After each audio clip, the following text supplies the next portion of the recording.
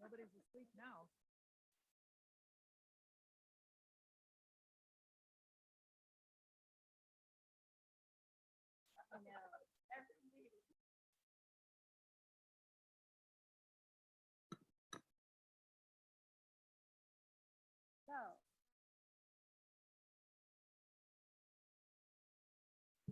No. Okay. So I'm going to call this meeting to order. It's 4 o'clock. And does anyone have any oral communications for items not on the agenda? Craig. Okay, so where do we have a place that he can talk?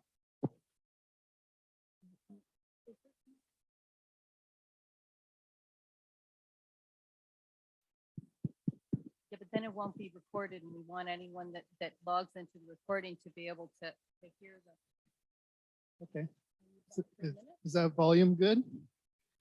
So I'm Craig Carlton Draymond. I've been restoring native grasslands since 1992. I've restored 800 acres in California so far, back to 95% or better native cover. About 5 years ago, your fire marshal said, you know, if we have a fire on Los Trancos Road at the corner of Buck Meadow, that meadow is going to go up. That whole subdivision is going to go up. We got to get that flammable weed grass down to a tolerable level, ideally back to native levels, which is the lowest fire safe level you can have. So I have a method where we mow monthly in spring to stop those weed grasses from ever reproducing. And what happened at Buck Meadow, what's happening at Kite Hill right now, Preserve and Woodside, is there's dormant native seeds in the soil. Every square foot of these hills has dormant native seeds under these flammable weeds. So once you mow them once a month in spring, stop them from reproducing, all of a sudden you have poppy fields. We have white mariposas blooming right now.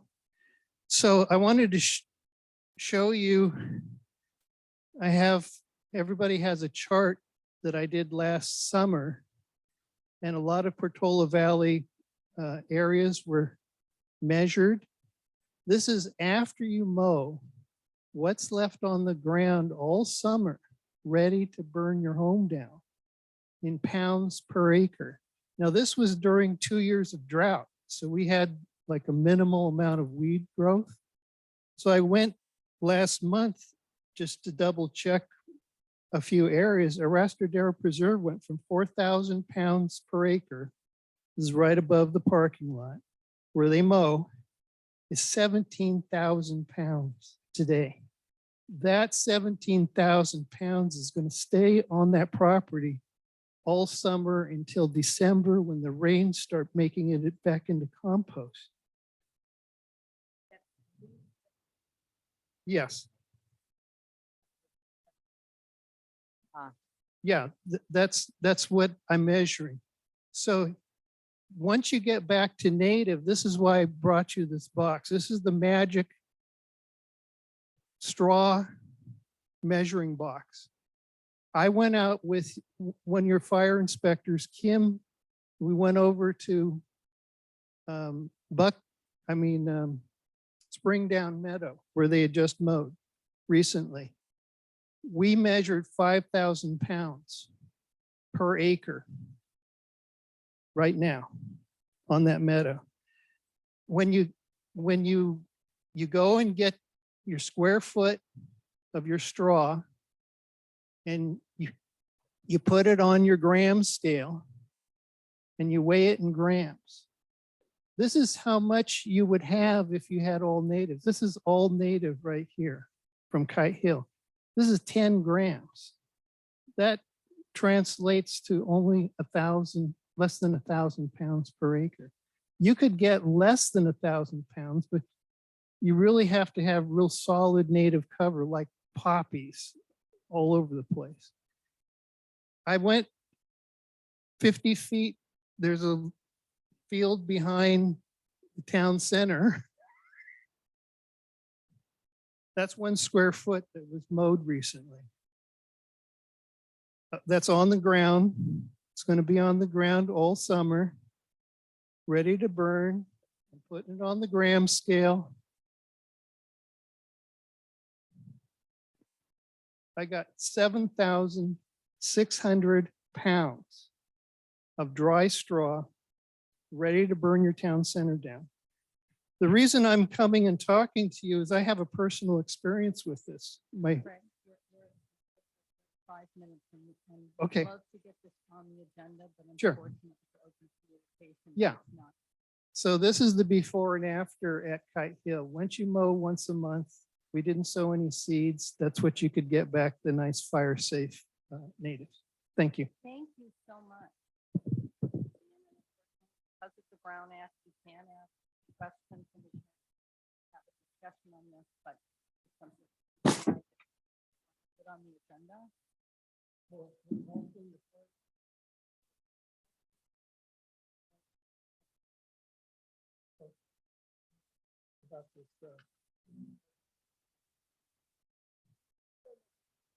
So much, Greg. I'm actually have a Zoom meeting scheduled with him. But thank you so much, Greg. Okay. Is there anyone else that has anything, any oral communication item not on the agenda?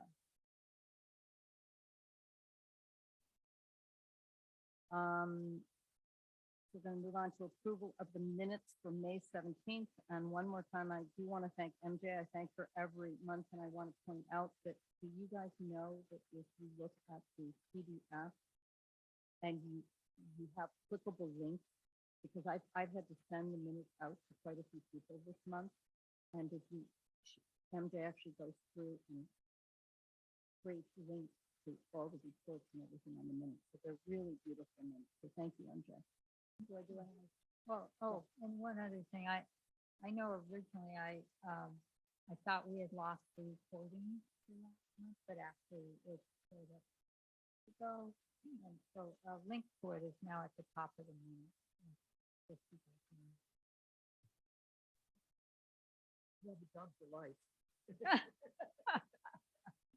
Okay, so do I have anyone that wants to, finish? Second? Wanda moved, Dee seconded. Show of hands. Okay, everyone voted to move.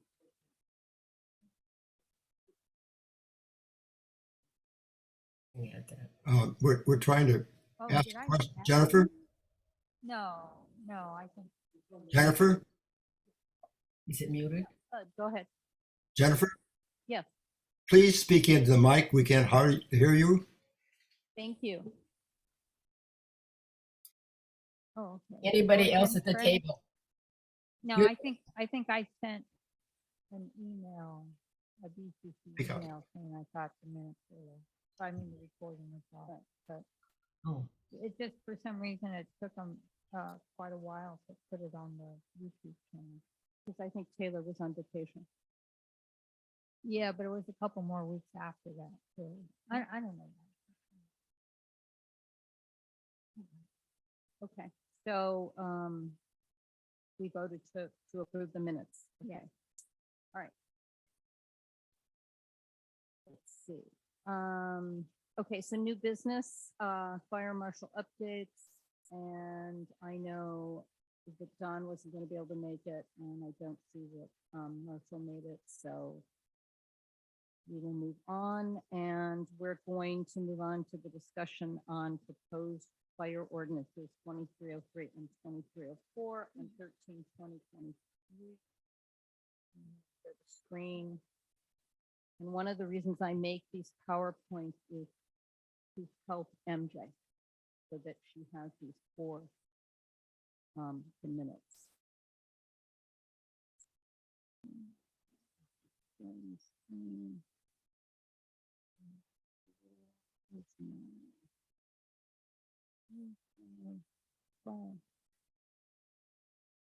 Oh, well. doesn't matter. Okay, so,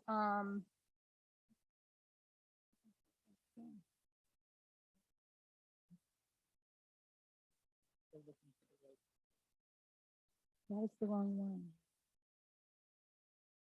Give me a second here. What are we discussing, the ordinance? or the- Yes, yes, give me a second. Okay.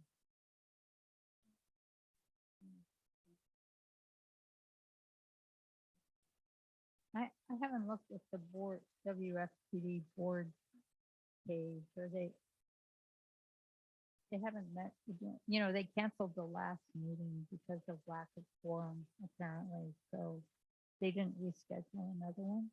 Yes, they did it in July. They have it scheduled in July. Their regular meeting.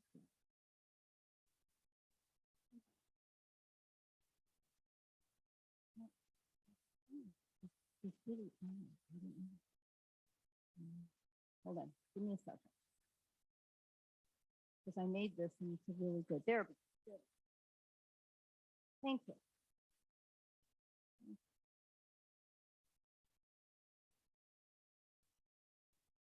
Okay. All right.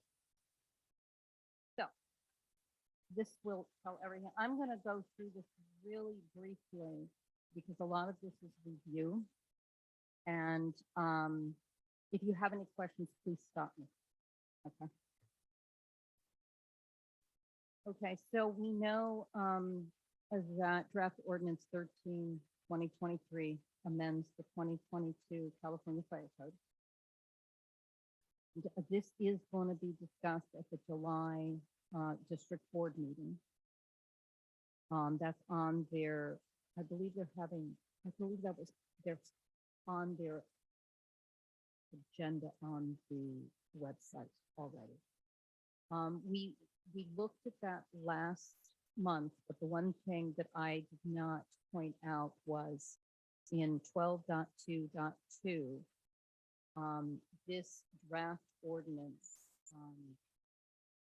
states that any building shall be separated from the other buildings by 30 feet and a setback of at least 30 feet from property line. So I did not have that in my presentation last month, so I just want to point that out.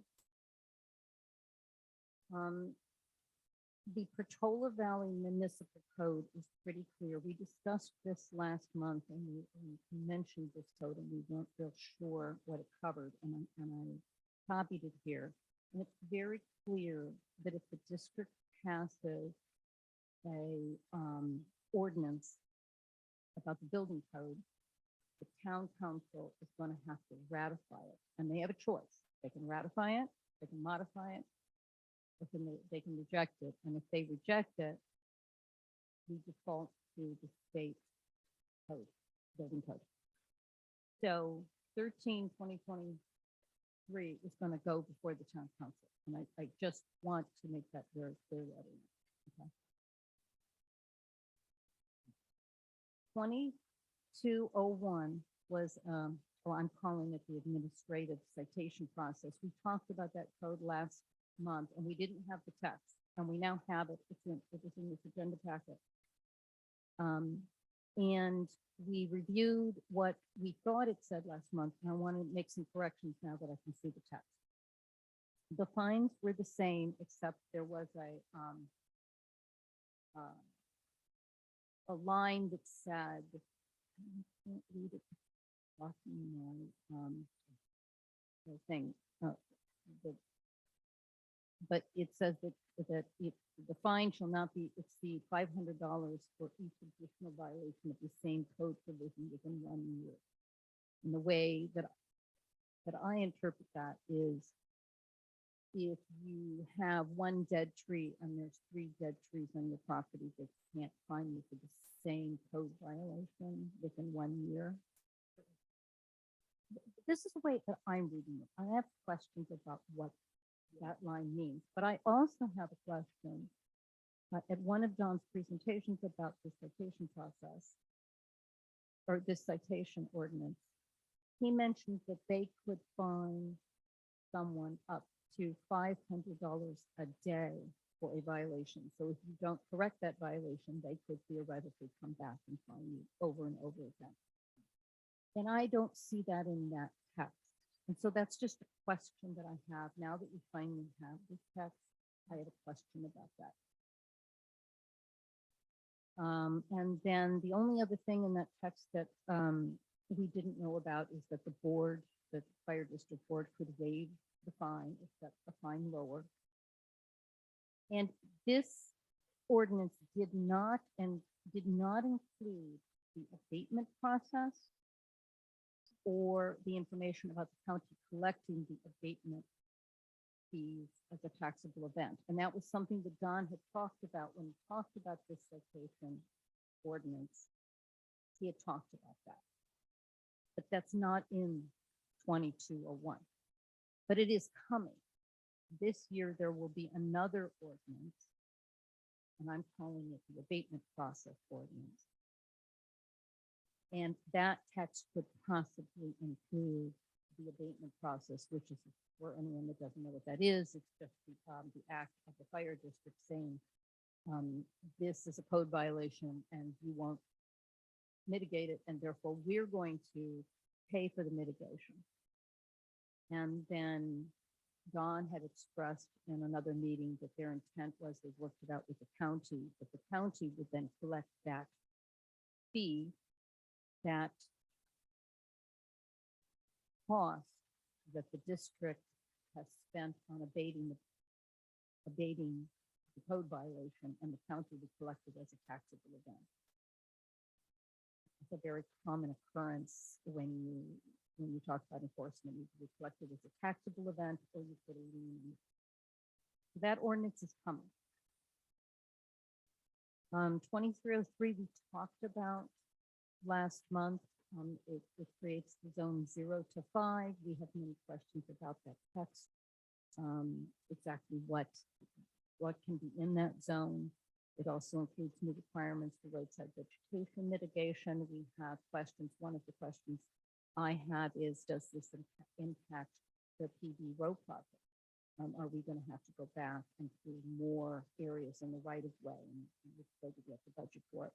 And it also includes that text about that before close of escrow on any sale of a parcel, the seller must comply with 2303. And it doesn't specifically say that can include an escrow holdback, which would be you're selling your property, putting away $50,000 in escrow that the sale is going to finish, and the new owner has that $50,000 to, let's say, complete the mitigation, and a new remainder goes back to the seller. So those were the questions we had about that ordinance. It includes the 2304 fire break. I'm not going to review it again, but we had questions about that this is going to be a very expensive and difficult to implement ordinance, and we had serious concerns about the ordinance because of the draft and the mitigation timeline. This is going to be a very difficult thing for some of our residents to comply with. The current status. So we have copies of the March version of 2303 and 2304. The public doesn't. We've sent quite a few emails to the fire district about our concerns. We have a memo we sent that's in the packet. That was the memo that you voted on for Rhonda and I to create, and that's in the packet. And that was sent to the town manager and to our town council liaison, Craig Taylor. And there has been a very productive dialogue about concerns and process. Craig and Don have had, Craig took our concerns very seriously. I want to thank him. I'm very comfortable and feeling really good about the conversations that have happened. What we know and what we don't know. We still do not have a schedule or a process that is defined. So we don't know that, unless Craig can add to this at the end when we have discussions. We don't know if the public's going to be able to ask questions. We don't know exactly how long they're going to have to read the draft before they comment. We don't know when that board is going to review or vote. We don't know if the town council needs to ratify these ordinances. The municipal code is very specific to that. They have to ratify fire code and the building codes, but not fire ordinances about vegetation management. And they certainly didn't ratify 2201. And the board voted on that, and the town council never reviewed it. It's very, very likely, I'm almost sure that we're going to have a draft ordinance in the packet for the public next month. I'm almost positive.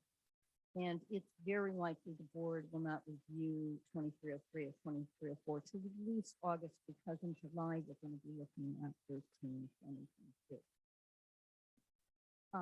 What we do know is that this committee is going to get a chance to review the draft ordinance and give input. And I will tell you absolutely that our concerns are being listened to and taken very seriously. So, possible actions we can take. We could start our review of the March version that this committee has. In the next few weeks, just like we did in the safety element, you could send me your comments in an email. And I'm suggesting that we include concerns, clarification of text, general comments about the ordinances, and anything possible solutions. For example, we suggested that they create a multi-year plan option for residents if they couldn't afford to mitigate the property in 1 year. Those are the kind of solutions, you should feel empowered to make, because the committee has spent a lot of time becoming mini experts, and they want to hear our comments. I believe they do. And we might be able to flag something that they hadn't thought of. There obviously can be no committee discussion because the draft is not available to the public. So if you sent those comments to me in the next few weeks, or I could compile the document for us to review on July 19th. If we get a new version of the draft document ordinances in the next couple of weeks, I could send them out blind. We can include them in the packet, and we can just update the comments. So then on July 19th, the residents in our packet would have the draft ordinances. They'd have our comments and concerns. I'd like to get resident feedback. It goes in, we can choose which comments we want to include in our comment packet, and then send it out to Fire Marshal Bullard. So that's a possible action we could take. If you have any actions you want to take for 13/2023, we could, or we could also wait until the town council asks us if they want our feedback. Or I'm up for grabs if you guys have any other suggestions. So at this point, just looking for discussion. No, we have.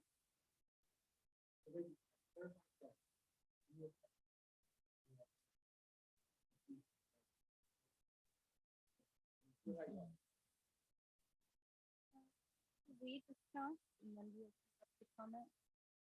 Yeah.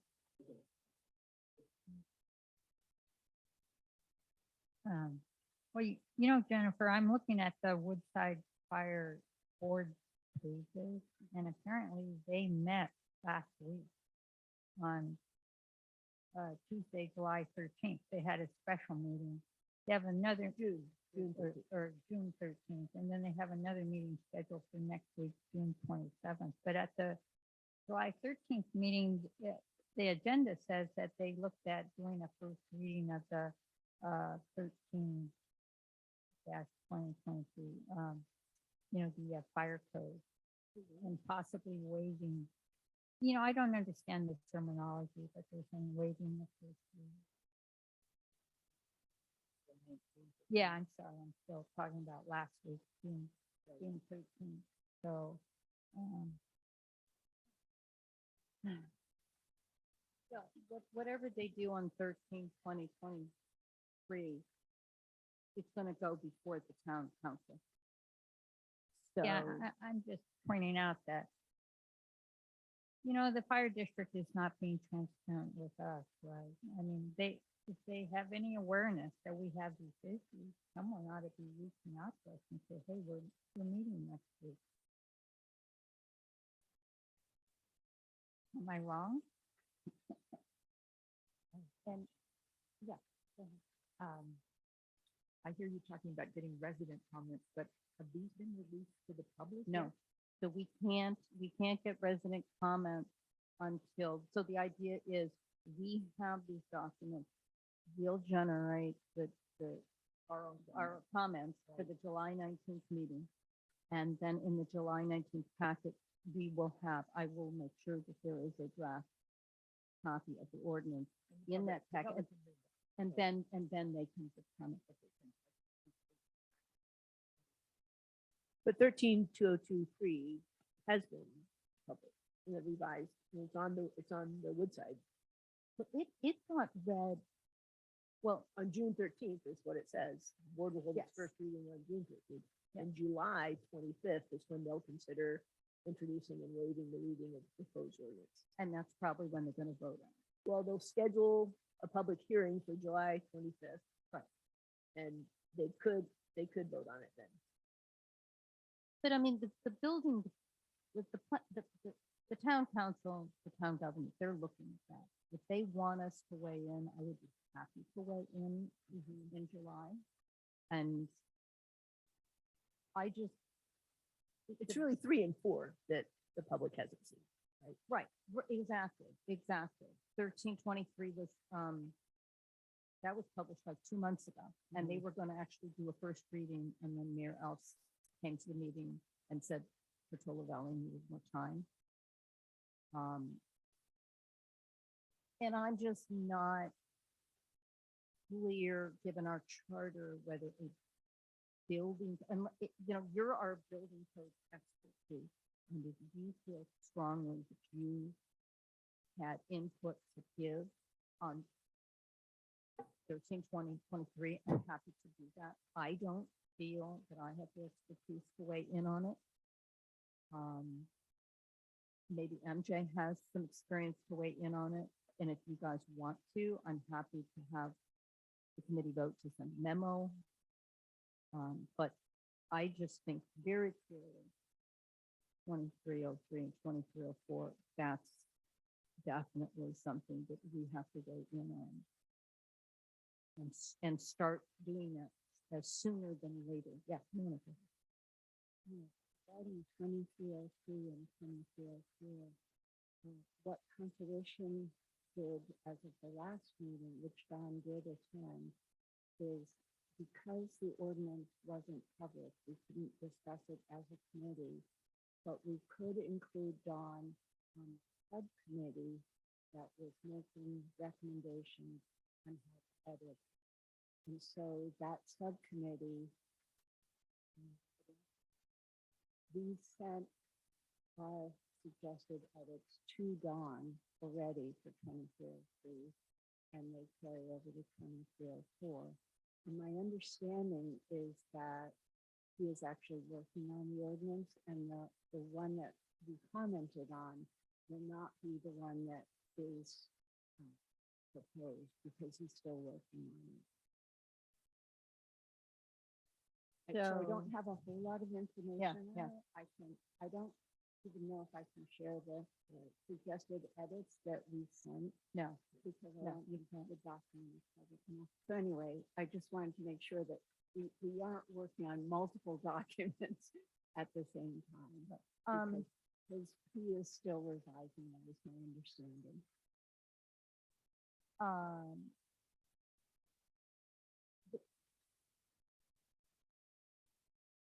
So we could wait until the new version comes out, but my concern is that now it's been another month and how long will we have? So I would almost, I don't mind putting together my comments for the March version, even if I find that, oops, half of my comments are no longer relevant, because if I don't have a new version by July, at least our comments will be submitted to him, and so he'll have more to work on. Because I think this committee would have different concerns. Yeah, I agree. But it would also be a possibility to have a subcommittee of this committee with Don directly. I don't know that I don't know if that makes as much sense as it did for conservation, but Well, the problem is we only, how many people do you have in conservation? More than 5. So a subcommittee for this committee is 2 people. And I think I'm going to have to at least arm wrestle MJ to be on the subcommittee. I think Dee is going to probably have really good comments, and I think Wanda really has some good comments. So if we just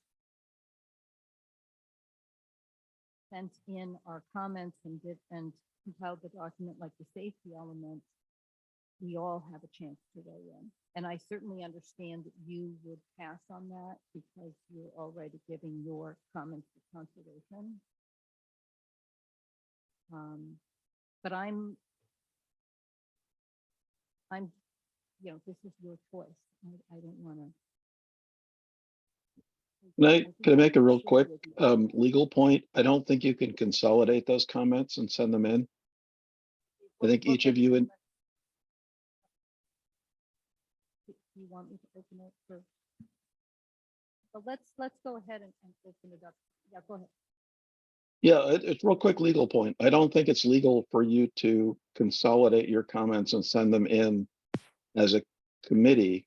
You can each send them in individually, but the minute they're consolidated, it's a Brown Act violation, I think. Just a quick point. This is how we did it with the safety elements. If they send a blank email to me and I consolidate them and then we review them in July for public comment, that's not a Brown Act violation. Okay. Can I speak to this just so we can just cut through all this? We're making way too much process here. Appreciate the sense of urgency you guys have. I sent both chairs a note I got from Don. Don's okay with us making public the draft text of these 2 ordinances. So we can get out of this, it's not public stuff. What he asked was that, and it was in my discussion with him, is that we kind of take off the preamble, we take off the signature block to make it more like the draft it is, which is highly subject to change. But he's okay with us putting the text out there in public and having a discussion about it. So I think we should stop with this, oh, it's not public, and now we have to do these things and stand on our head. We don't have to do that. So I think that's the first piece. And then I don't know if you want me to talk to Dave directly, or maybe I can talk to him afterwards. I don't think consolidated comments violates the Brown Act, as long as you're not passing them back among yourselves. You have to then send them to the chair, you consolidate them and bring them to a meeting. As long as you don't pass them around, you don't violate the Brown Act, is my understanding. So, but the main thing is Don's very open, and this is subject to a lot of change. The escrow stuff, he's talking about maybe dropping that, whether he puts in the 30 feet. I mean, there's a bunch of stuff there. He is looking actively for people to give him comments so he can help tune this thing. So I think we should try and work with him and basically help him achieve what he wants to get done here. But let's not get caught up in, and I agree, it was awkward the way he brought it to us the first time. And that's why I talked to him. I said, Don, this isn't working. And so he agreed that we can make it public so that we can go forward. The other thing I would say is these things aren't going to apply in Don's mind until next year, right? These are not going to be part of this fire season. The 03 and 04. Well, okay, so first of all, Craig, and I wanted to say, Craig has been working on this very diligently. I didn't share specifically your email because you didn't have an email I could share it. That's why I never share anything that's in an email unless you tell me. And I did edit out the draft ordinances as you suggested and sent it to Don for permission to put it in this packet. And I was going to reissue the packet, and then he's off on his travel, so I couldn't get permission. So that will, it sounds like it's a definite agreement, because the email made it sound like it was a possibility, but not a definite okay to do it. So we will definitely have at least the March version available to people in July. If we absolutely can create a consolidated document for our July meeting that residents can read based on the March version, what our concerns are. They can chime in on the March version. If we have a new version in July, we can edit it, but my concern is this ordinance may not take effect for a year. But if it gets passed in September and the clock starts ticking, this is my personal opinion, there are people in Patola Valley that there's no way they can do that mitigation in a year. Sure, and that's why we want to have these conversations with Don. Absolutely.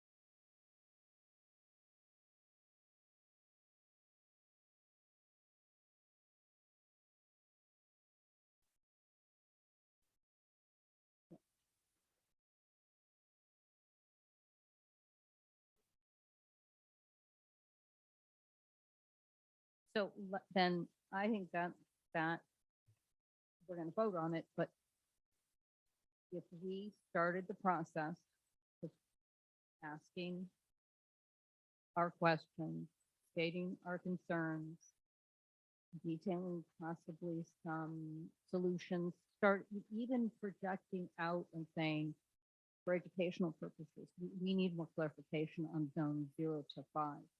I know as a ranch resident, there's a whole bunch of alarm bells ringing in my mind about the zone 0 to 5 that they may not even be aware of. So if we can get those consolidated, I think that will help the public when the packet comes out in July to say,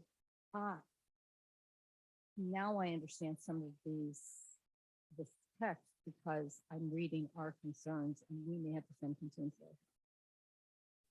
So then our July meeting we could totally dedicate it to reviewing the ordinances, just like we did for the safety element.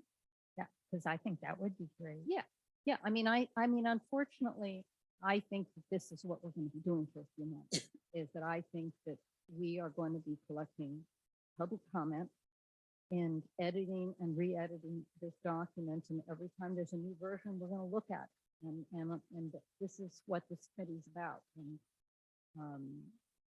I think we have to understand the ordinance. I think we have to make sure the residents know about this ordinance. I think that the tip every week, once that version is out, should be highlighting the stuff in this ordinance and questions and making sure that people send us their comments. If they can't attend the meeting, they can watch the meeting and they can send us through the official email. And I need to make sure to remind you, Brown Act, don't respond if someone sends you a personal email about the ordinance. Ask them to send it through the Wildfire Committee email, because if they send it to Dee and then she returns the email and then they send it to me and I respond and then MJ responds, we've got a Brown Act violation. You want to make sure everything goes through the committee email. I think we have a question and answer session now. That's my thing. So I just mentioned that what conservation subcommittee did is based on John's suggestion, we just marked up the document and sent it back to him with track changes so that you could actually say, okay, here's what we think it should actually say. Rather than, saying this doesn't work, actually suggesting it does work in the format. I think that would be really Well, I think it's just kind of like the safety element that How do you guys, how do you think we should do it? I liked how we did it with the safety element, that everybody sent me their comments because it was a different way of looking at each section. I thought we all have such different points of view and different comments. I'm just suggesting that when you consolidate it, if you can sort of document track changes so that you know where everything goes and how it might change. Yeah, we could do that if he gives us his original document. Yeah. It's not clear to me if we're getting his document or you marked up some.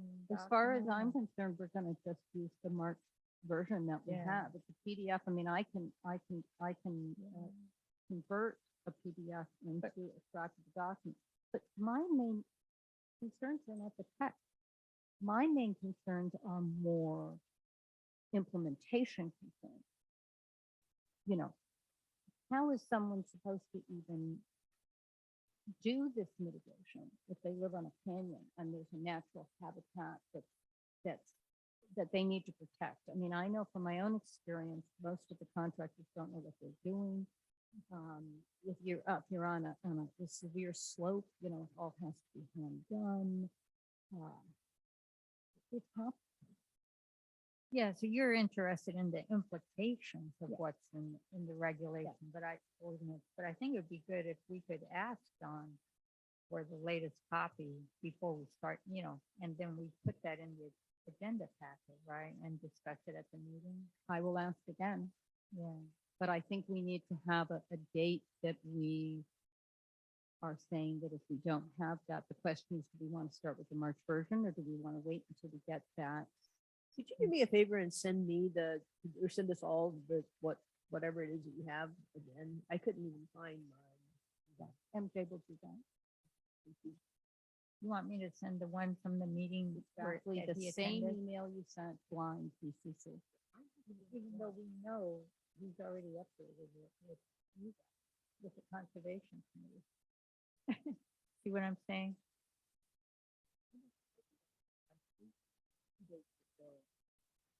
Okay.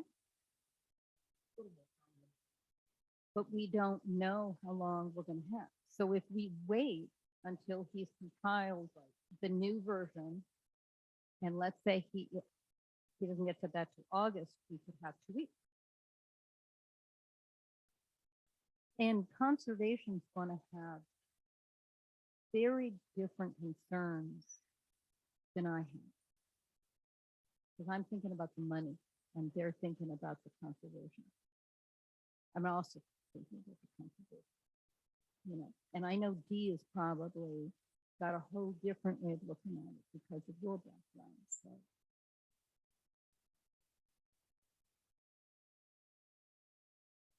Yes.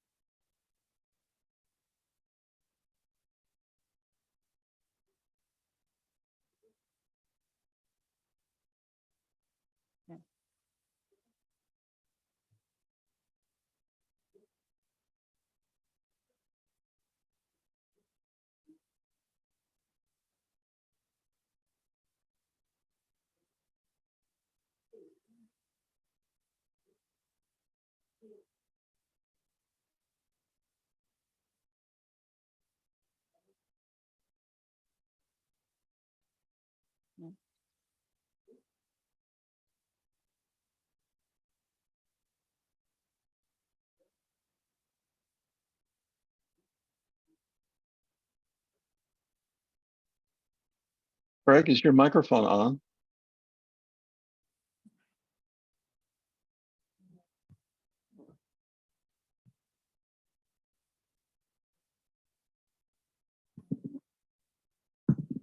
Thanks, Dave. I think the Yeah. battery died.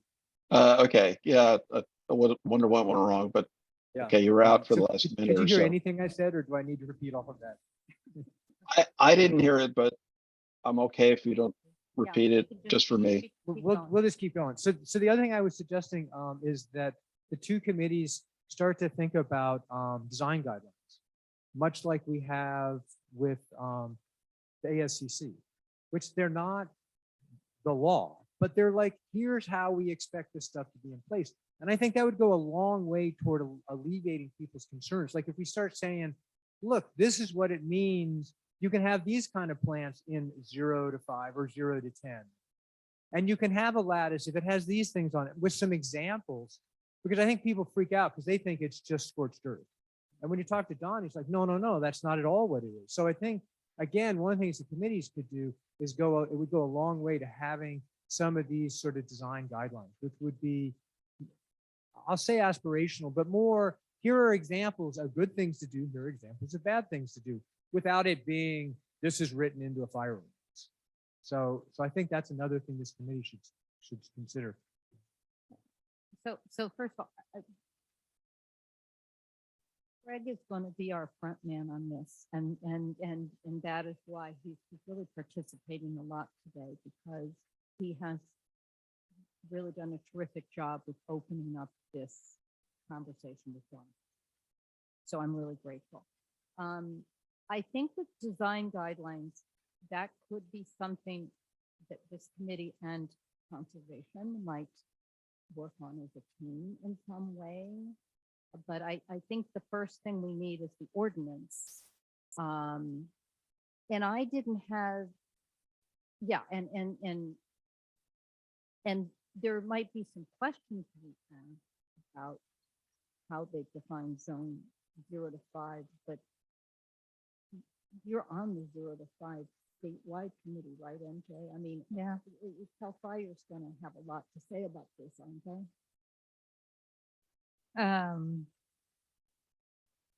Yeah, actually, the Cal Fire is not as strict as what the IDHS, the insurance industry, is calling for. So this is an example of how you are really going to be able to tie it all together, and that we can take the district's ordinance, Cal Fire, and insurance, and make some really great information for residents and communicate that next year or whenever this passes. But right now, I think we should clarify what the text means and some pitfalls we might see, what the district might want to think about. Because when I read it, I was thinking about how are we actually going to get people to do this physically. Yeah, actually, as far as zone 0, I don't think Don is varying that much from what Cal Fire is saying, except that the one exception I can think of is he wants 10 feet of, you can't have wooden fence within 10 feet, whereas Cal Fire, I think, just says 5. But other than that, they're pretty much the same. Cal Fire and Don will allow, really low plants and stuff, and they're not saying no. I believe they're not saying no combustibles at all in 0 to 5, whereas the insurance industry is saying no combustibles at all. So when we make these comments, I mean, do you think we should include, does this include a planter box? Like if I build a wooden deck and you have a planter out of concrete with a rose in it, does the rose in the planter box have to be 5 feet away from the house? Is it okay on a wooden deck? Wooden stairs? There's a lot of questions I have about what the text means. Should we get that detailed on our questions, or should this just confirm? I have so many questions. reading through these things, trying to apply it to my property. And those are the questions people are gonna have. That's exactly right. And I think we should throw them all out there, and if we start finding duplications, good. Okay. And I like the idea of getting us started. Sorry. Yeah. Yeah, I'd like to get us started on it. It's frustrating to have a discussion and then nothing. Because at least maybe then Don can start answering questions and that might alleviate the concerns right off the bat. So are we, Dee, you're so thoughtful. I'm just taking it all in. You were about to summarize? What do you, so What I heard so far is you're gonna send out 03 and 04 to us, the same thing we had, or MJ is, right? And we're gonna send you comments and questions, and ideas and And- solutions. and we'll all start thinking about kind of possible design guidelines, how all this would. We only send them to Jennifer. Only to me. We 'cause don't circulate. them. No, that's a Brown Act Correct. violation. Only That's to what me. I thought. Only to me. Did I get it right so far? Yes. Okay. Well, I'm good. not sure about the design guidelines, but I think questions about it. Sure. I think the design guidelines has to come after the ordinance. is passed. Okay. But let's get the questions out there so that the design guidelines are easy to write because we understand. I mean, all I of that. appreciate what Craig said is like, start thinking longer term of what are we presenting? How can we be of best service to the community? You know, so to be able to answer those questions from like the design guidelines. Yeah, and what I would suggest is, you're not gonna write the design guidelines next month. But what you can start doing is the detailed questions. Like when you get an answer to detailed questions, instead of having them spread out across 3 months worth of meetings where if the public wants to try to figure out the answer, start collecting them in one place. I mean, that's what I think of as the design guidelines. Is you've got this early draft, which is, are you allowed to, like, do you have to cut down all your eucalyptus trees? The answer is no. And you could basically put that in there and then you could say, but you do have to limb them up. And those are the kind of things, if you started compiling that document without any structure, just, an FAQ to start with, that would be the thing that eventually would, lead you to more formal design guidelines. Maybe we can get it on the website. Yeah, sure. And then the other thing I was gonna say is just the slight variation. MJ is gonna send you the text, but not the signature block and the preamble on those two. Understood. Well, So either Jennifer can edit it or MJ can edit it. I don't care who does it. But I feel like when Don and I talked, that's what we agreed on is we want this to look like a very early draft. If you need me to do the editing and send it to you, I'm fine. What you did was fine. You should just use it. But that's different than what Don gave us in March. okay, so I'm going to be a stickler here. So yes, I already edited the PDF down. I got professional Adobe. What we had sent out earlier was exactly what Don sent us, and we have permission to use. So you're telling me that I should resend to my committee an edited version of what he sent out? I think that makes sense because that's what you want to put in your packet. I think the edited thing is the thing you want to put in your packet. So that- I'm going to just say for simplicity, MJ's going to resend the email she sent the day of the meeting, but that's not going to get in the packet. No one is ever going to see that. We already saw that. He gave us that in March. But then in the packet, we will definitely have the edited version with Don's approved. I really want him to approve it. He'll be back from his meetings this week. Okay, he said it was okay, but if you feel like you need to approve it. I just want to get us out of this. There are private documents that you're commenting on that the public doesn't get to see. We got to stop them. So that's what I'm trying to do. Like that, this whole thing is sort of not okay. And we're trying to get it back onto a track that's okay.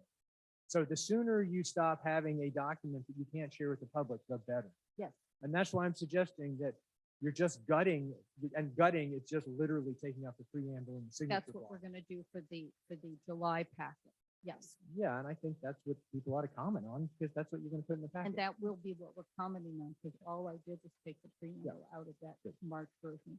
Okay, I think we're saying the same thing. on that. I just don't want to create a new email.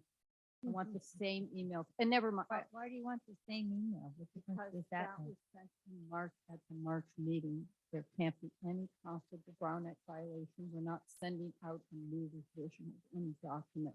We're sending out the exact same document we received from John. Yeah, the problem is when I sent out that first email, it had Dropbox link. And then I realized that people outside of the committee were accessing those files. So I deleted them off of Dropbox. And even if I put them back on Dropbox with the same file name, I don't know if the link will work. Then I will send out the edited version Yeah, that, yeah, that, that's that, better. that you are suggesting. Okay, But let me send it on. yeah. Okay. Yeah, as long as it comes from you, it doesn't, it Yeah. won't be a Brown Act violation, then all comments need to go back to you. So let's open this up to comment from the public before we make any resolutions or votes. Does anyone have any comment? Dave, go ahead.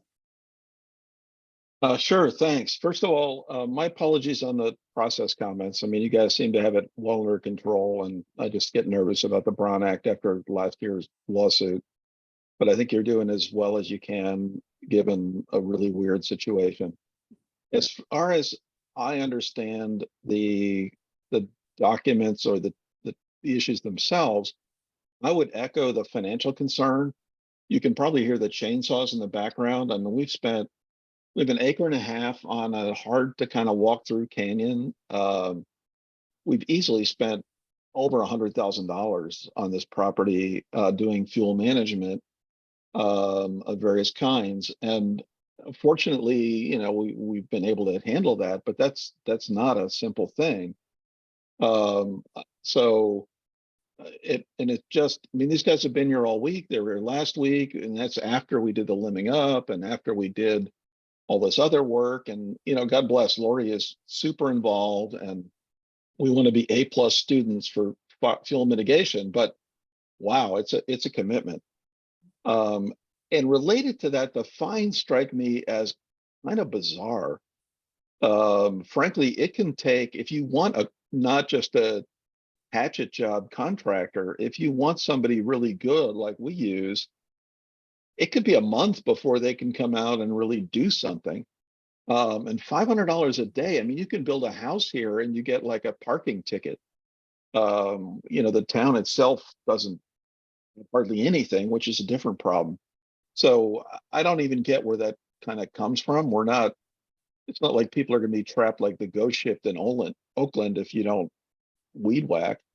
So I think that the fine thing from a fire department that hasn't done that before, I don't know. I think that deserves some examination too. And those are my comments. Thanks.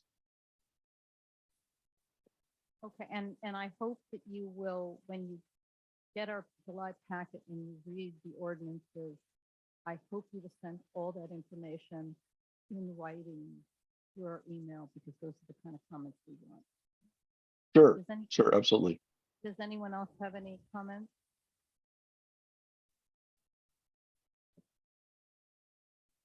And I also want to comment before we vote, you know, the one thing that I have to say is we're all going to the same destination.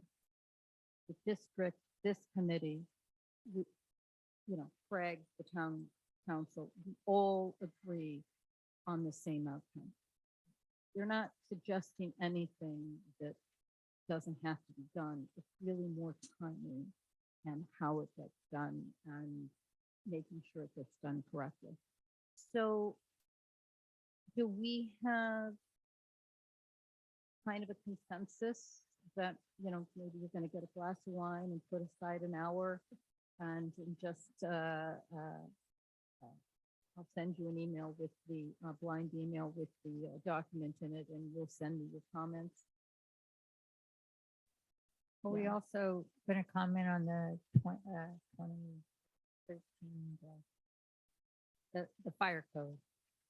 Are we going to comment I on that have no too? I have no comments. If the town council asked me to comment, I would, but it's really up to you and D. I don't really feel I have any expertise.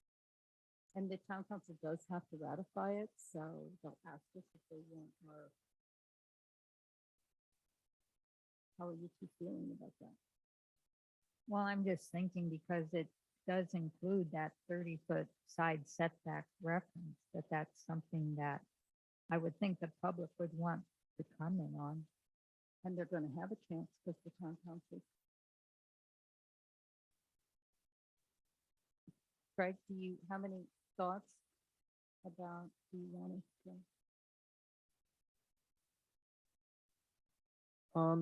I guess my comment would be, I mean, we certainly have the council as the sort of final place for public comment.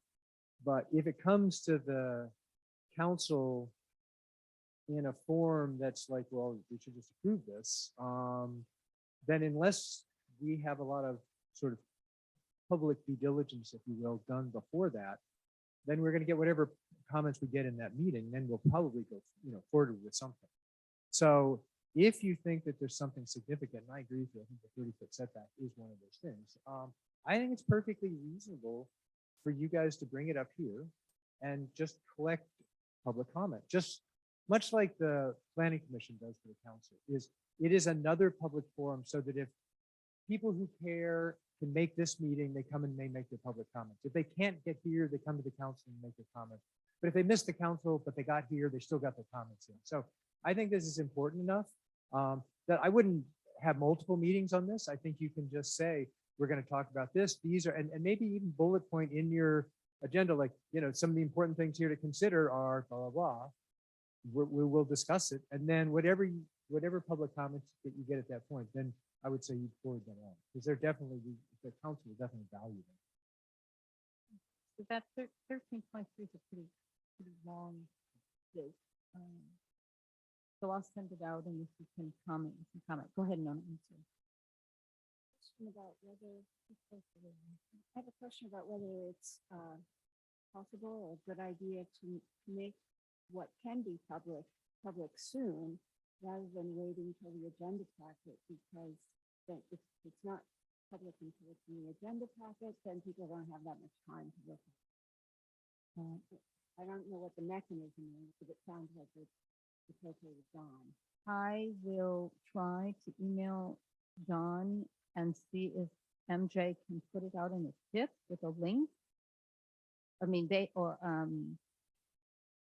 I don't think that they're going to put it on the fire district website. I can try to do that.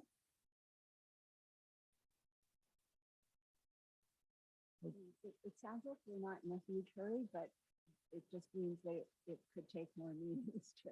Oh, it's going to take multiple meetings, and I think if it comes out in the agenda packet and they have 7 days to comment on it, plenty of time.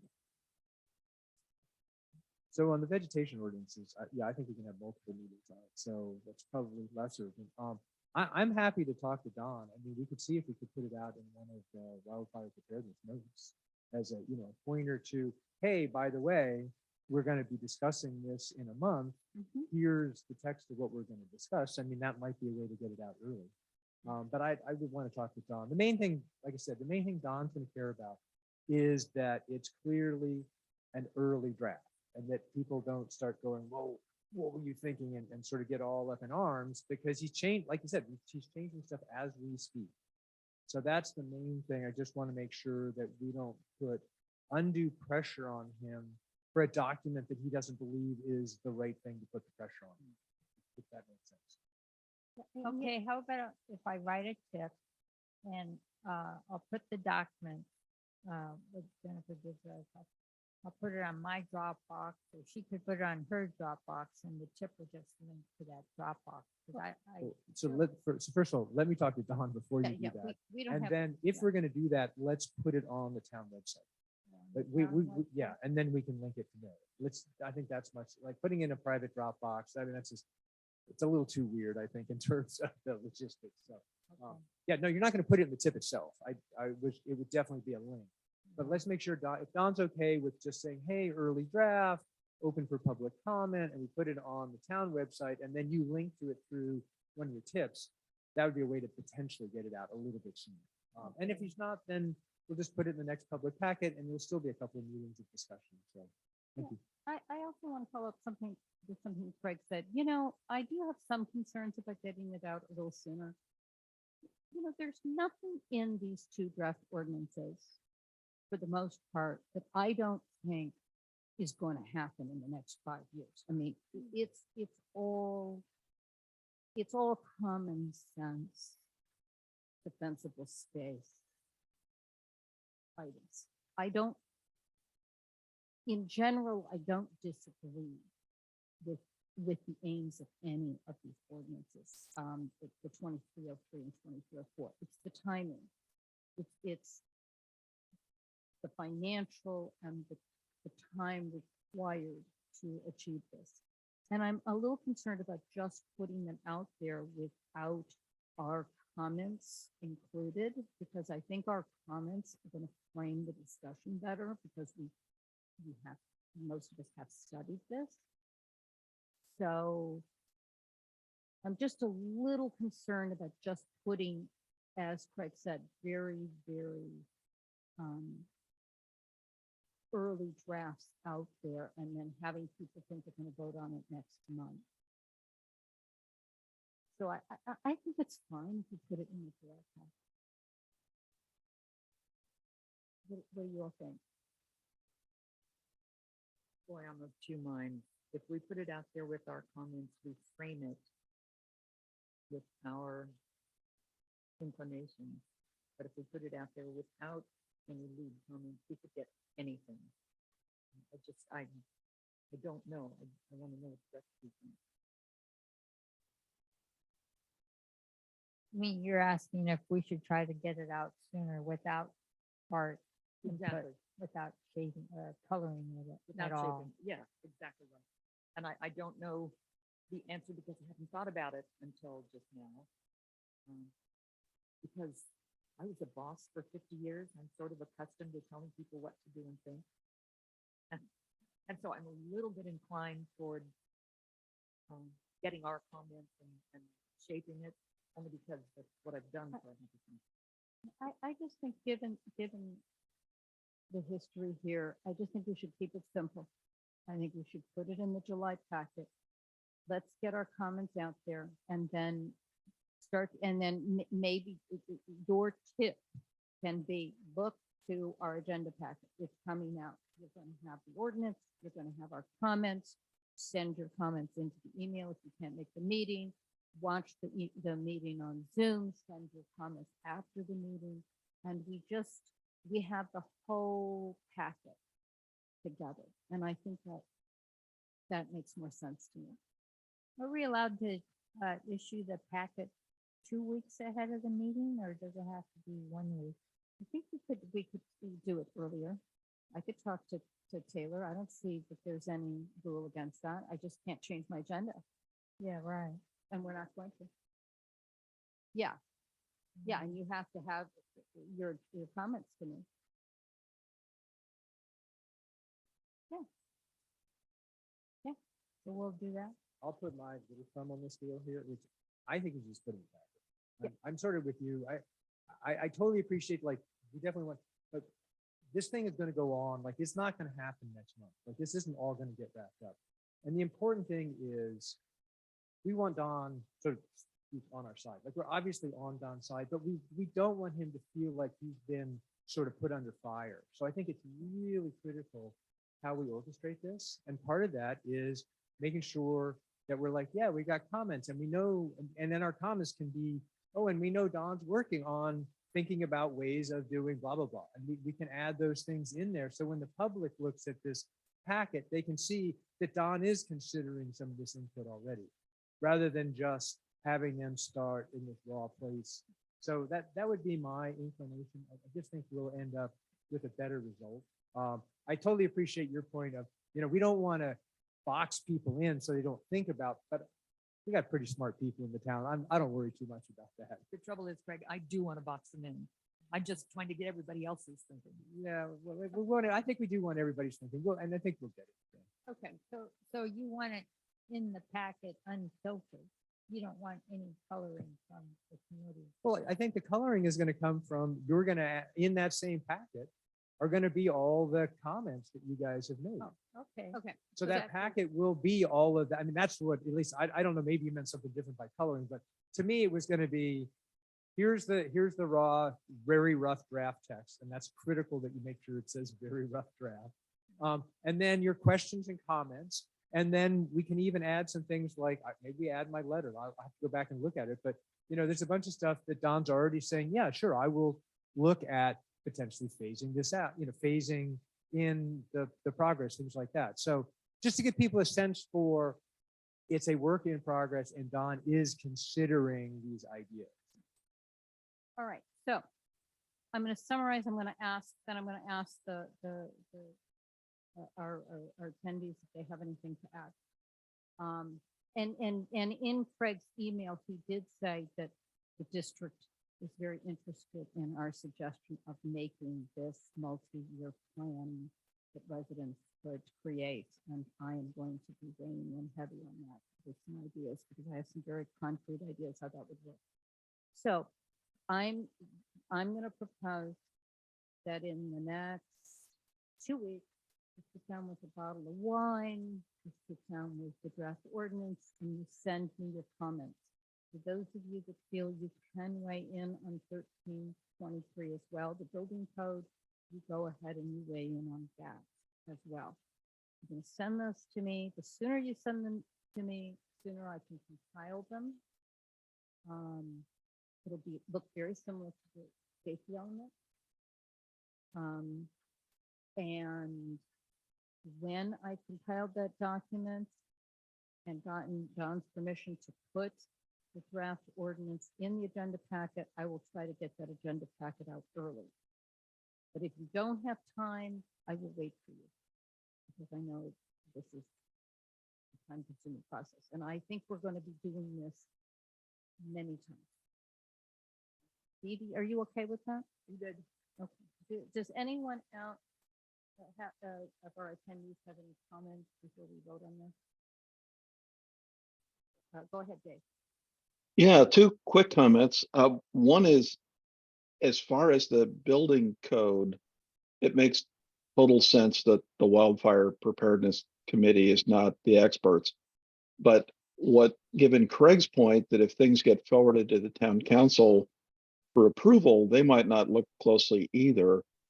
It might be helpful to just say, hey, we're passing this on without comment because we're not building inspectors and planning people, and you better have somebody else look at this. So that's one thought. And the other thought is, as far as the process, one of the places where, despite every single week telling people how many billions of man hours have gone into the housing element, there's tons of complaints about, you didn't tell me. So I would say, if you can, Craig says, oh, it's not going to happen until next year, but people are going to read it and they're not going to know. So if there's a way to lay out, here's the deal. Okay, we're going to start looking at this now. We're going to have a couple of public meetings. We're not going to vote on it for 4 months. I mean, if these are early drafts, that shouldn't be a problem. But I think there's a lot of confusion because suddenly these things start to get voted on and feel like, oh, wait, what? I haven't read it yet. So I think the more you can lay out, or we can lay out for people, the timeline, and don't panic, you're going to get these opportunities. It's not a done deal. I think we'll make everybody happier. So thanks. I wish I knew the timeline, but Yeah. MJ will write a great tip. Okay. Yeah. Someone want to try to make a motion on this? So it's going to be a motion. I think I can do the wording and then somebody says so moved. Is that correct? Yes. Okay. So I propose that we make a motion that we send in emails to the chair with our comments on the March version of 2303 and 2304 in order to create a document containing our concerns and comments. So moved. Oh, well, and the other ordinance. and 13, 2022. So move to go. So Dee made the motion, Wanda seconded.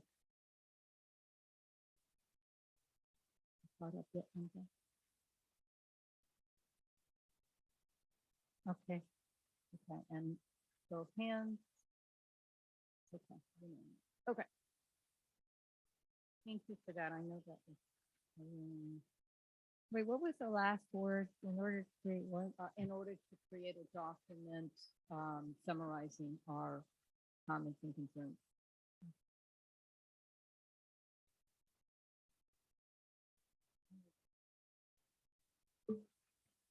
Christy, I'm sorry, I didn't see your hand. Go ahead. Yeah, I was just wondering how you were going to pull together the, also the resident comments as well as the committee comments. How will you get that information? What we're going to, and it's going to be over a series of meetings. It's not going to just be one meeting. What we're going to do is in the July packet, we are going to make sure that we have the draft ordinances for the public to view. And we're going to have the document of this committee's concerns and comments. So you'll be able to read those. We'll dedicate the vast majority of the meeting discussing our concerns and just hearing residents' concerns. We're also going to be sending out a tip to say, send us emails. I love emails, then I don't have to type the stuff. Yeah, maybe Carrie can also get that out, that public comment is welcome and here's the email. Because in the minutes, we only see our name. We never see our comments. So, Well, okay, so first of all, MJ will be doing, will be putting all this information also in a tip, and that goes out with Carrie. In this committee, if you send me an email through, if you send this committee an email through the Wildfire Committee email, that comment will be included in the agenda packet, and then you will most likely see your concern also. So in July, we're going to have a document of our committee concerns. We'll listen to your concerns, we'll discuss what we want to add, and then resident concerns will be included in the memo that goes to Dawn. I don't know if that memo is going to go out right after our July meeting or whether we decide to hold over the comments and add to them in August, but there'll probably be a series of memos to Dawn. Resident concerns will be included in all those. We are your vehicle to get your concerns documented, and we're going to do everything we can to make sure that every resident has their concerns documented. yeah, Jennifer, thank you. We appreciate that. We really do. Sometimes we won't ask questions if we see that another resident has already asked that question. So I'd say for all the committees, just put our names and what we said, and then we'll be able to refer to it in the minutes. So I'm always for that, but I like the way, I know how thorough you are and you will get it done. So thank you. And send emails through the website. On our website page, there's a way to send us an email. Send us your comments, and then you'll see that in the agenda packet. It'll be just like you're at the meeting, and then those comments will get incorporated into our. Okay, thank you. Yeah. Serena. I just wanted to clarify the date. So this is going to be on the 19th of July that this next meeting is going to be. Is that correct? Yes. Thank you. Okay. All righty. So this next piece is going to be super quick.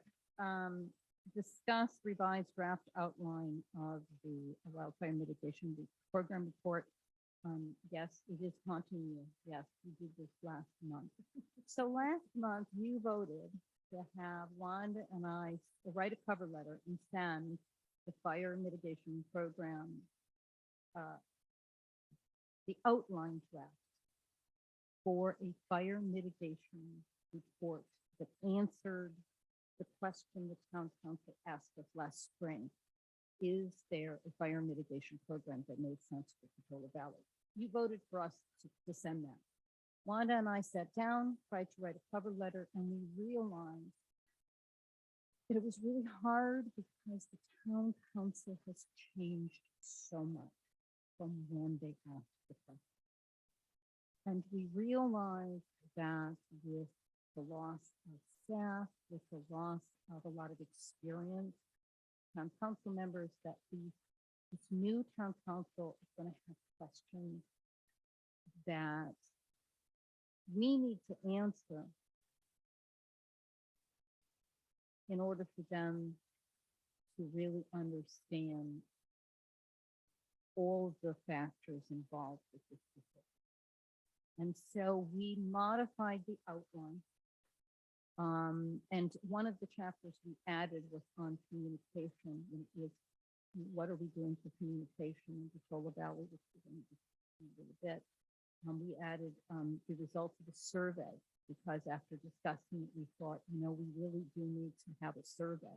We added a chapter on insurance in the Solar Valley because we really got to thinking about it and realized that the research we did initially to answer that question no longer answered the question in its entirety. So this is the draft outline that we are proposing. If you need another month to read it, you need another bottle of wine, you don't have enough homework to do, we'll certainly wait a month. But what we're asking is your approval to send this revised draft, and the cover letter is at the very, very end of the packet.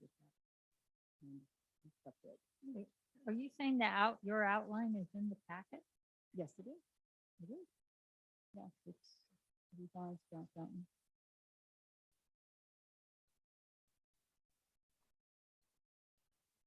I don't see. On page 8, there's like a Page letter to 8? Howard Young, right? No, the draft isn't in here.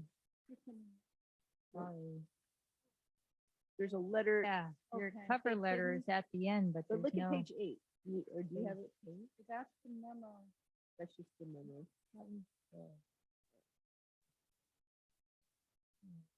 So they never included, sorry. Okay, well, that's okay. Can you but we- share the outline? No, we'll just, there's no,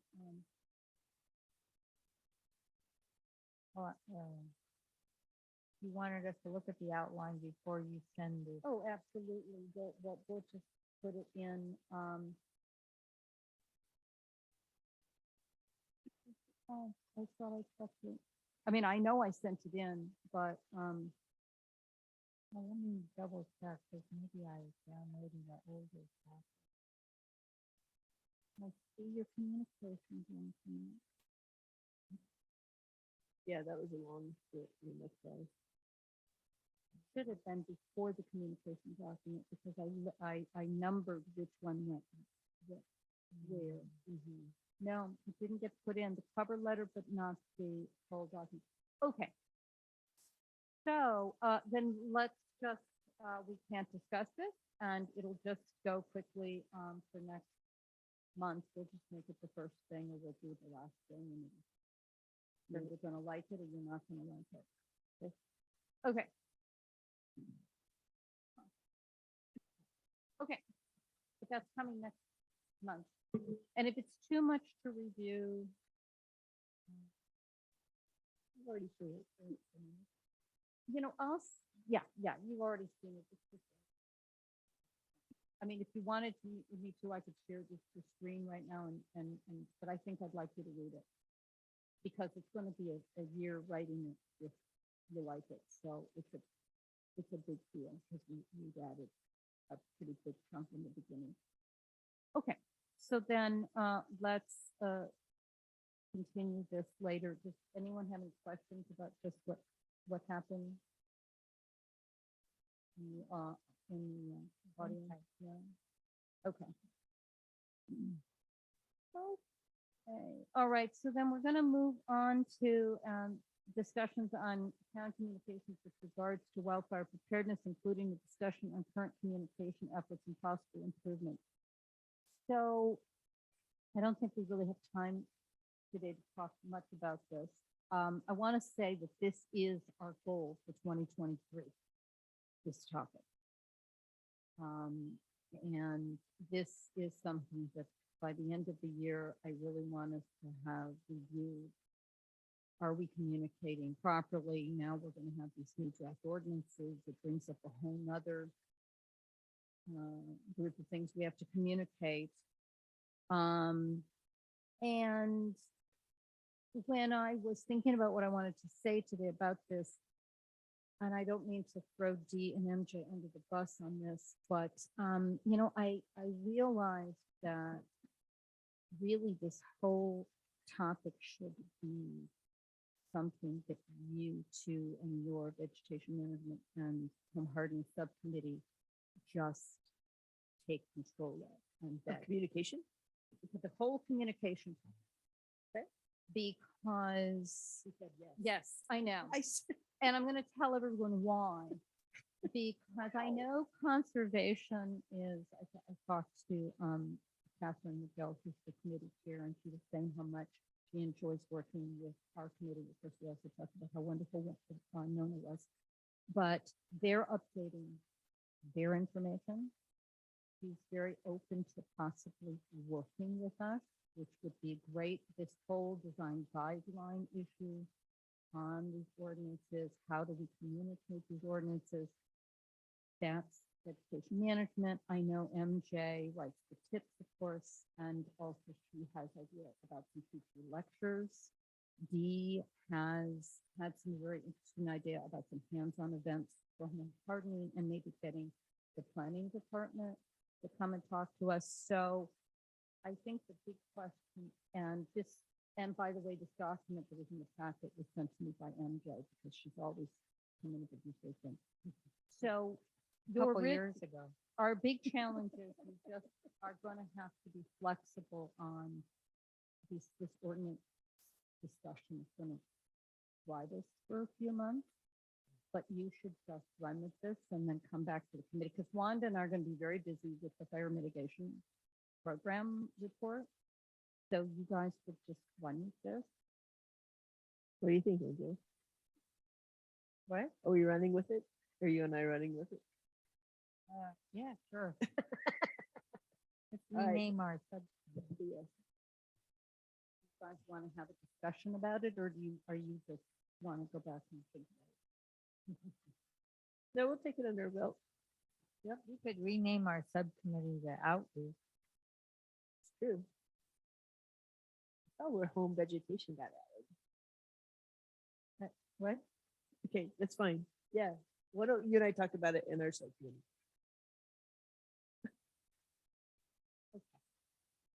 Okay. Okay, we'll come up with a new name. The rest of this is okay. So does anyone have any comments about that from our attendees? Okay, so it's on you guys. You schedule it as you want. Let me know when you're ready to open it up to the committee. And just remember Brown Act, it's just between you two. Got it. Okay, so does conservation, so that ends that. So we're into subcommittee and committee liaison updates. Conservation Committee, do you have any updates? I think I've kind of covered that already. Mostly what we've done is given feedback to the district on the draft ordinance.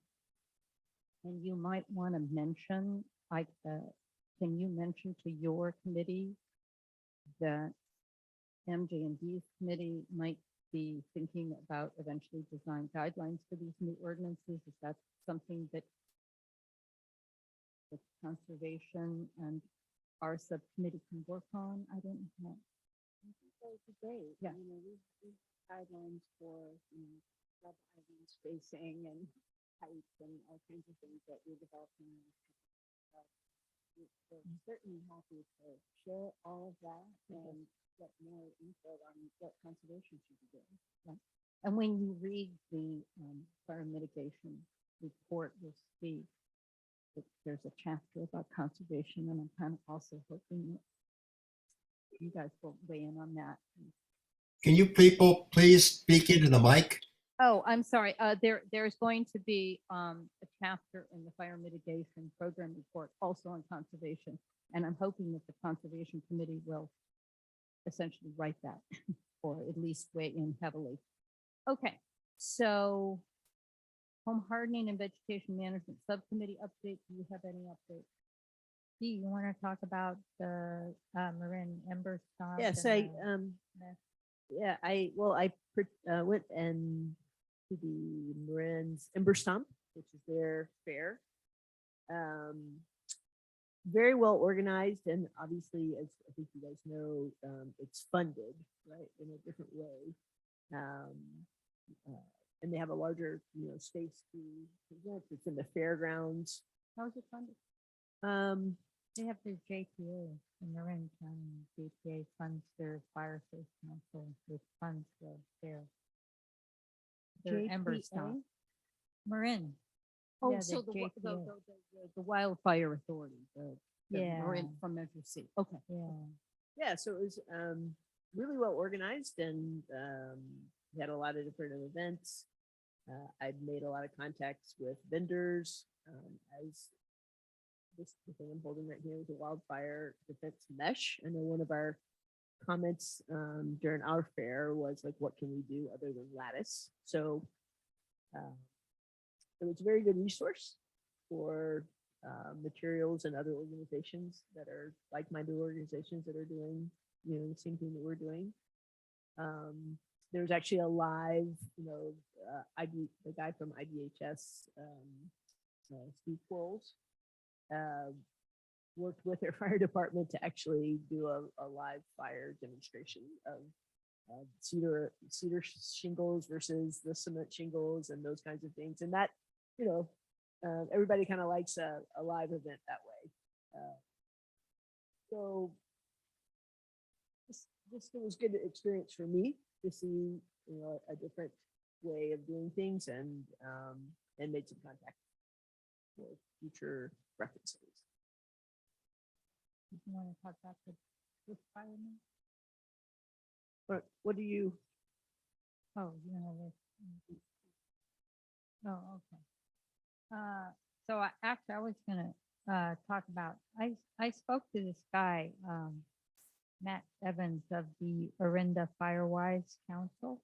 That it turns out that Orinda, city of Orinda, people there, they work with the Moraga Orinda Fire Department pretty closely. So let me just share this. Let's see, share this.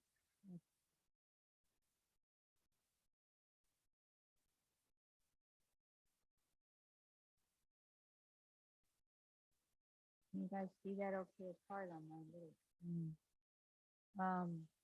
So they have,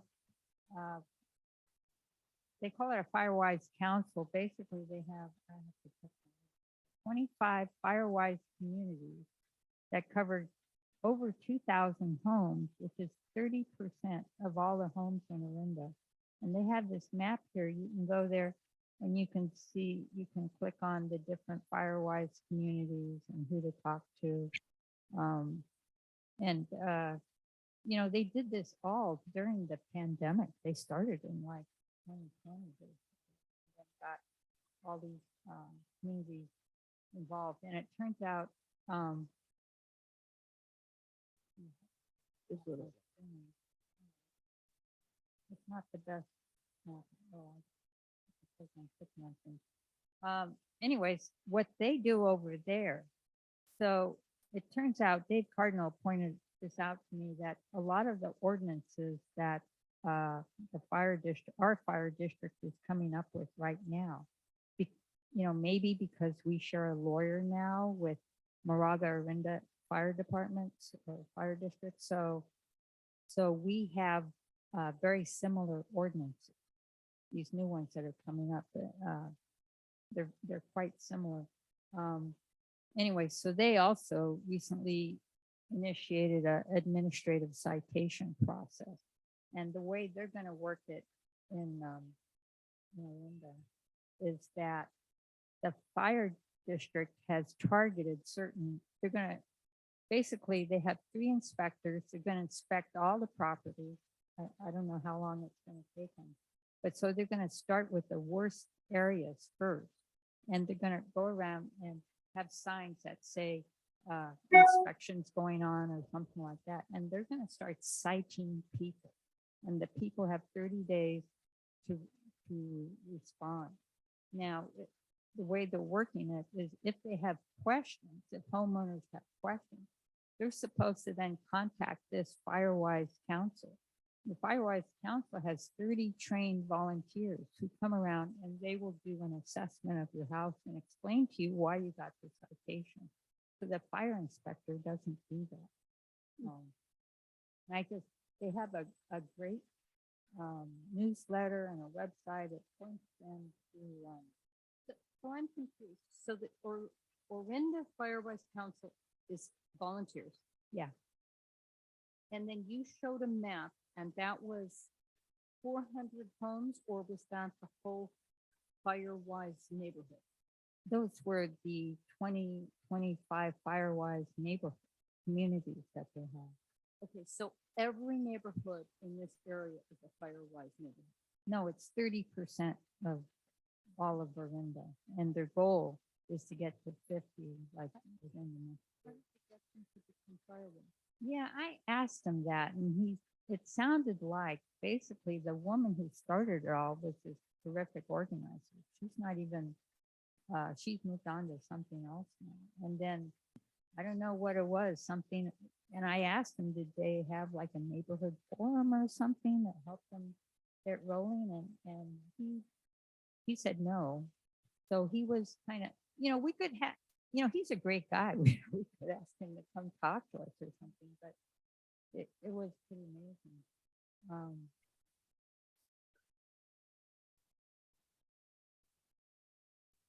Yeah, because these guys are really organized and they've simplified their process. If you go to this, what was the website? If you go to their website, is this still sharing? No. Sorry.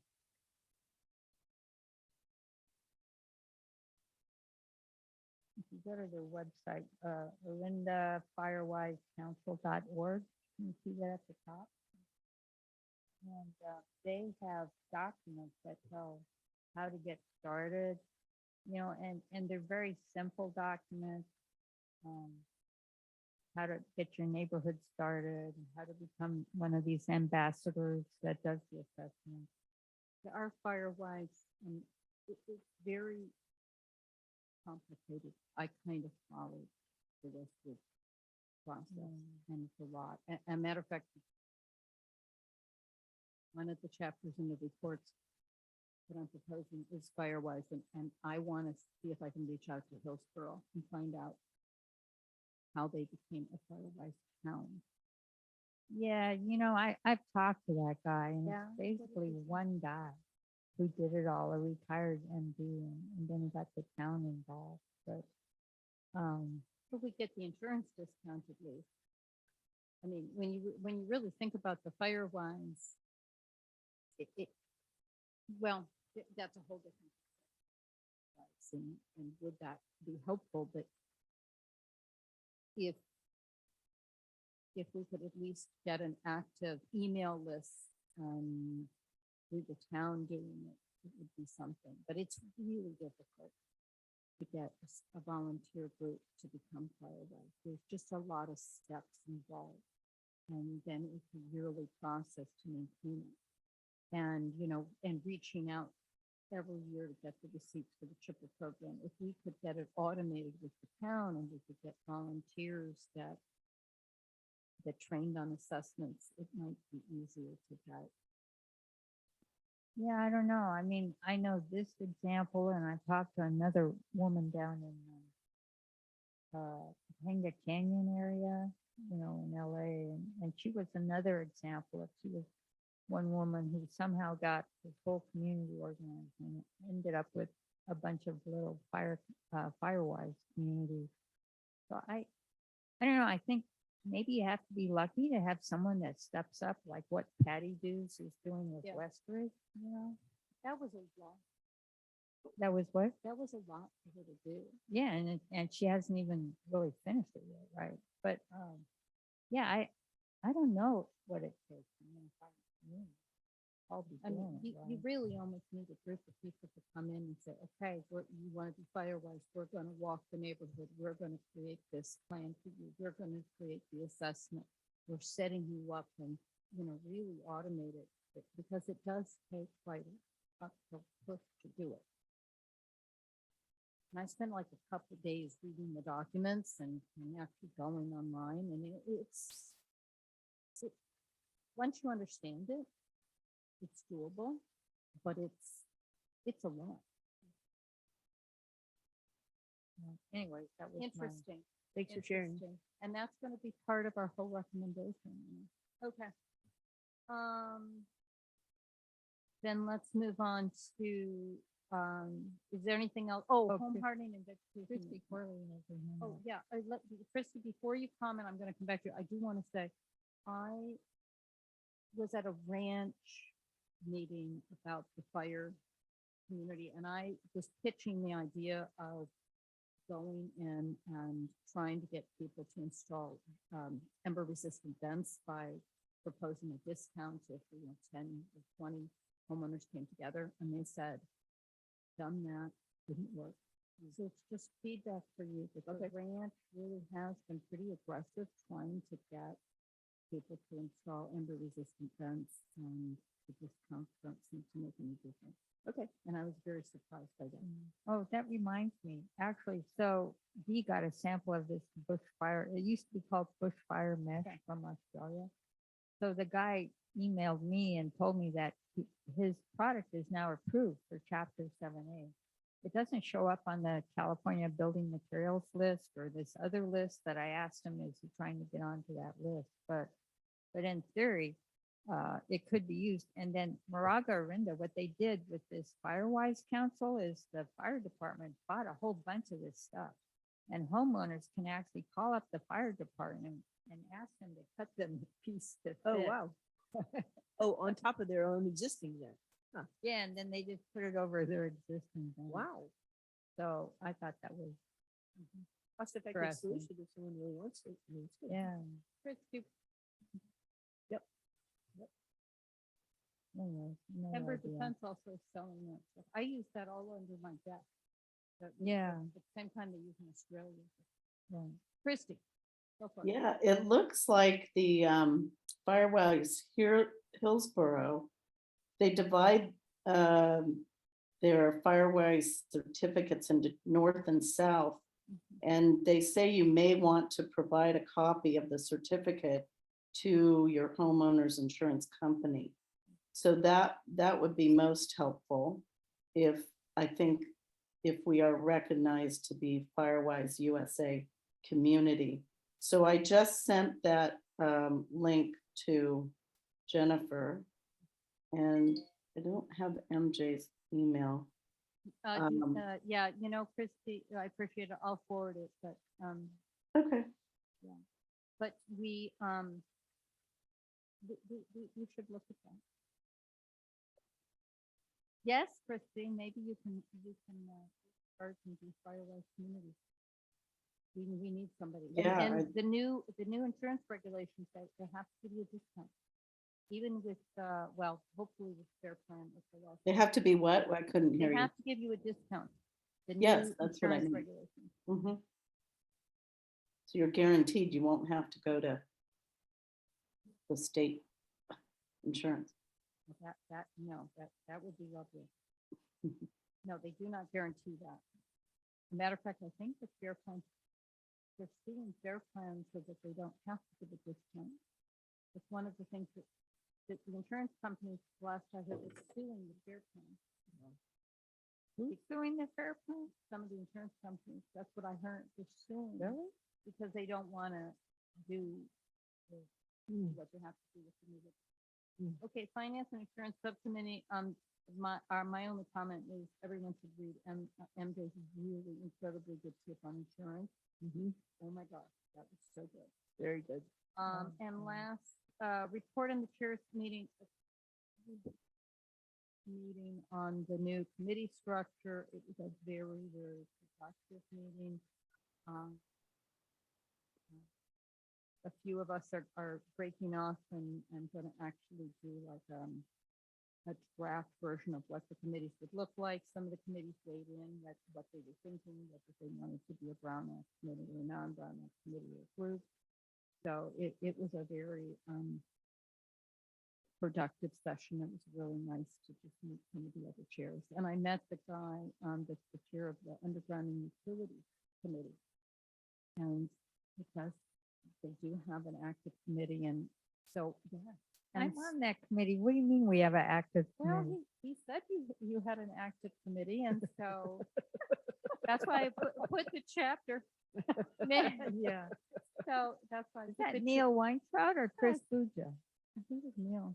I'll have to Oh. look at my notes, but so that's why I added the chapter about undergrounding utilities in the report because we had to write it for us.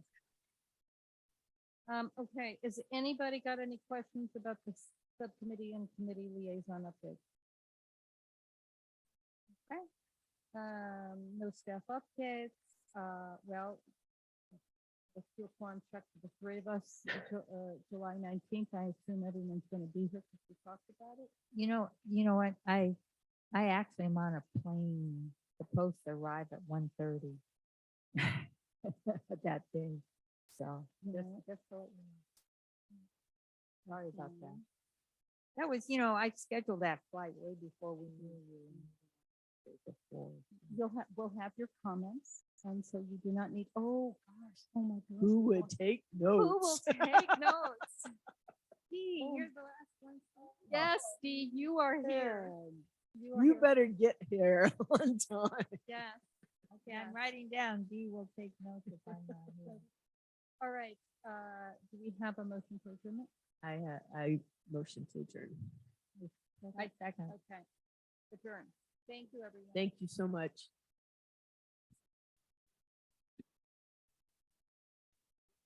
Meeting.